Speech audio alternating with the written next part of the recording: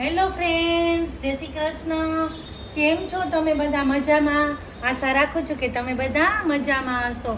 હવે અત્યારે જવું છે ભોલીની દવા લેવા અને બહાર બહુ તાપ છે એટલે દુપટ્ટા વગર નીકળી ન શકાય.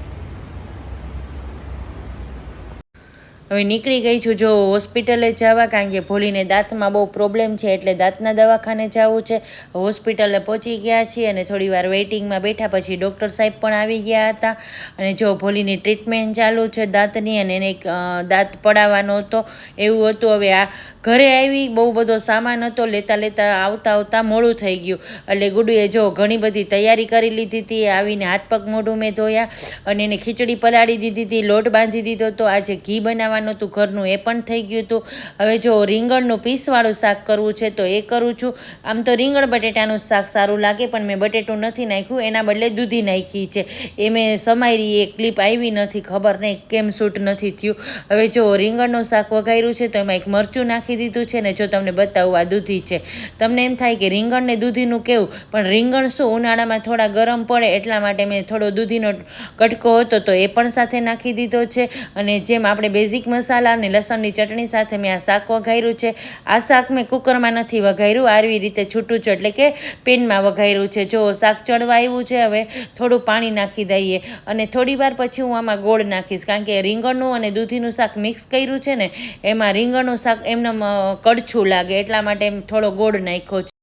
હવે કઢીની તૈયારી છે તો જો છાશ લઈ લીધી છે અને એમાં નાખી દીધા છે આદુ મરચાં અને ચણાનો લોટ. સ્વાદ પ્રમાણે મેં મીઠું નાખ્યું છે અને રાત્રે કઢી બનાવું છું ને એટલે મેં હળદર નાખી છે. હવે બધું ચલાવી લીધું છે ને એને સાઈડમાં મૂકું છું. પહેલાં હું રોટલી બનાવી લઉં છું. કઢી છે એટલે એન્ડમાં રાખું છું કારણ કે ગરમ ગરમ રહે એટલા માટે. હવે રોટલી ઉતરવા માંડી છે ને જો શાકમાં ગોળ નાખવાનો બાકી હતો તો એ નાખું છું અને શાક છે ને થોડું રસદાર રાખું છું એટલે શું લચકા પડતું બહુ રસો નહીં જોઈએ, કારણ કે કઢી છે ને એટલા માટે. કઢીના વઘાર માટે મેં તેલ અને ઘી બંને મૂક્યા છે. એમાં નાખી છે રાઈ અને સૂકી મેથીનો વઘાર કર્યો છે. લવિંગ નાખ્યા છે, લીમડો અને સૂકું મરચું મૂકીને વઘાર કરું છું. અને આપણી ગુજરાતી કઢી હોય એટલે ગોળ વગરની તો અધૂરી, તો આપણી ગુજરાતી ખાટી મીઠી કઢી તો સરસ એકદમ ઉકાળી લીધી છે ને ઉકાળ્યા વગરની કઢી પણ અધૂરી. આપણામાં કહેવત છે ને કે કઢી ઉકાળીએ એટલે બહુ મસ્ત બને. હવે કઢી ઉકળે છે ત્યાં જો હું મરચાં ભરી લઉં છું તો મરચાંમાં કોથમરીને મીઠું નાખ્યું છે. સરસ મજાની થાળી પીરસી લઈ તો થાળીમાં લઈ લીધી છે રોટલી, રીંગણ દૂધીનું શાક છે, કઢી ખીચડી છે. ખીચડી સરસ ગરમા ગરમ ઘીથી લથપથતી, મરચાંનું અથાણું, સલાડ છે, સાથે આપણા બધાની પ્યારી છાશ અને પાપડ તો ખરા.